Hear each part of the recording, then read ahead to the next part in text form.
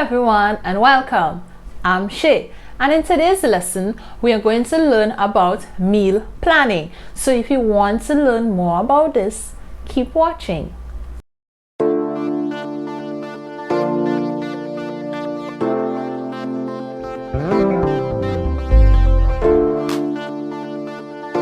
Today's lesson is all about meal planning. People in the family who prepare and serve nutritious and tasty meals are providing the foundation for good health. They are also contributing to the happiness of the whole family. A specific goal in meal planning should be to provide nutritious meals from locally grown foods that will keep our bodies healthy, satisfy hunger, and give a feeling of contentment and desire to live good quality lives. Food selection is related to the social and cultural background of the individual.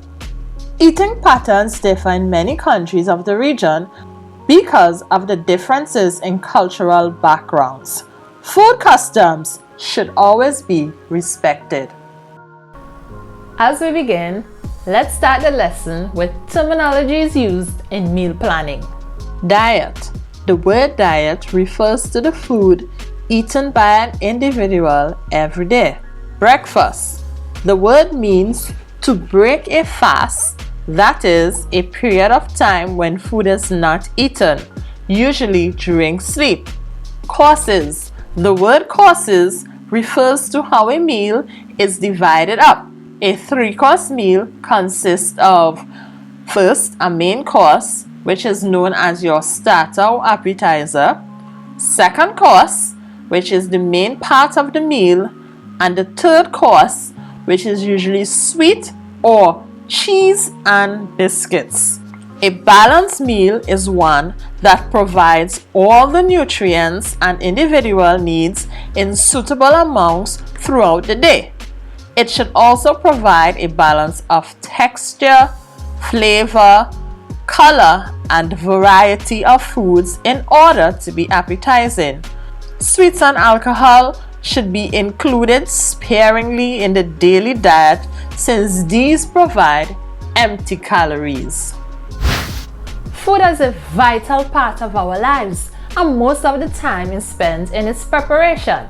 Everyone has different needs and requirements for food according to their age and sex, their health condition, their daily activity, the climate in which they live, their likes, dislikes, food customs, and taboos.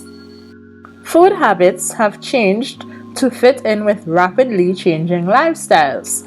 The increase in shift working, more women going out to work, and television viewing at mealtimes have all contributed to a general reduction in the time spent preparing food and eating meals.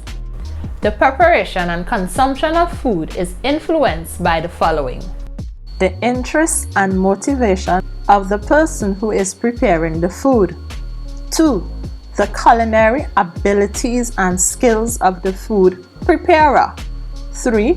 The time and the facilities that are available for preparing food. 4. The foods that are available. 5. The income available to be spent on food. Point to note: appetite and the desire to eat food are also affected by the color, appearance, and presentation of the food, the taste, smell, and texture of the food, the surroundings and atmosphere in which the food is eaten.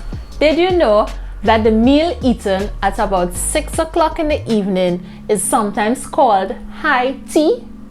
It usually consists of a cooked dish with a drink and some form of cake or biscuit. Tea used to be used in many homes at about 4 o'clock in the afternoon and usually consisted of a drink of tea with some form of milk or biscuit.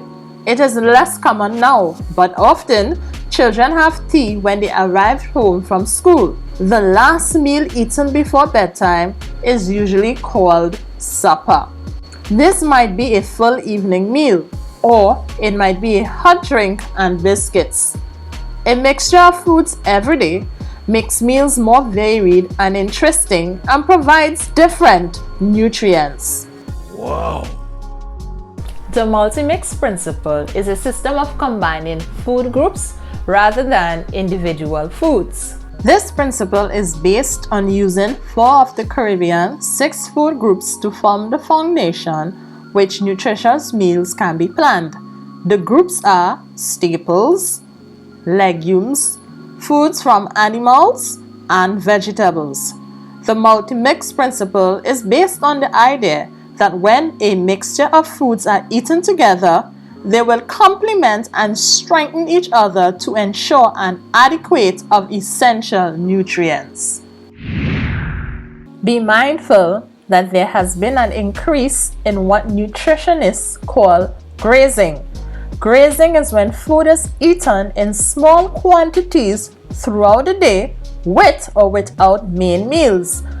Many food manufacturers produce snack-sized versions of their existing products. An example of this is biscuits, which encourages people to graze. Grazing can lead to obesity and dental caries. Next, we have a list for developing positive eating habits in young children. 1. Provide a wide variety of nutritious foods at regular 2 to 3 hour interval, usually 3 meals and 2 or 3 snacks each day. 2. Serve foods that are full of flavor and color. 3. Offer children choices in food. 4. Model the appropriate behavior since children copy the pattern of their caregivers. Caregivers should sit with children and encourage them to eat by talking with them and telling them in simple terms about the nutritional value of food. 5. Introduce new foods with old favorites.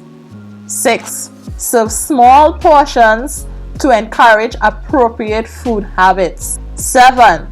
Do not force children to eat more than they want, since this reduces their ability to know when they are full, leading to overweight and even obese children. 8. Try to feed children as soon as they are hungry. Do not wait for them to start crying for food, and do not feed them when they are tired or sleepy. 9. Give more attention when children eat well and less when they are trying to gain attention by refusing food. 10. Arrange food attractively on small plates. 11. Avoid bribes, gimmicks, and games to get children to eat. As soon as the child has finished eating, respect the child's wish to stop. 12. Make meal times pleasant occasions. Teach the names of food. Do not make meal times a time for discipline. 13. Remember that children have small stomachs and need to eat several times throughout the day. 14. Provide small meals and snacks to maintain a consistent supply of energy and nutrients for growth. 15. Make the child's chair a comfortable height for sitting at the table. Provide a foot support to prevent leg fatigue. 16. Provide self-sized utensils. Using small jugs, children can pour their own milk or juice. 17. Use non-breakable dishes and cups. Cloth and plastic placemats will protect the table from spills and stray food. 18. Serve finger foods that are manageable for the children to encourage them to feed themselves. And 19. Use a variety of textures and shapes. In closing, meal planning is one of the most important steps to ensure that you are on the road to a nutritious and healthy diet. We have come to the end of the lesson for today. Thank you so very much for watching. And remember, every day you learn, you grow. So keep learning and you'll keep growing. Bye for now.